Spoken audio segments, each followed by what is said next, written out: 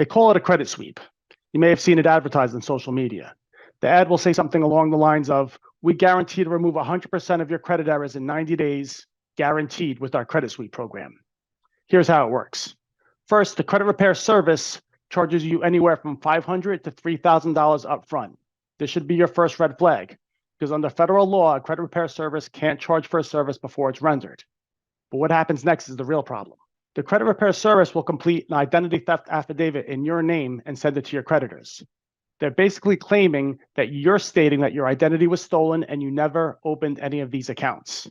This is credit fraud, and it carries with it a penalty of up to 10 to 15 years in federal prison and or a $250,000 fine. So not only are you paying someone to file a document you can download for free online, but you're unknowingly setting yourself up for some serious jail time. Do you know anybody who's been a victim of this credit repair scam?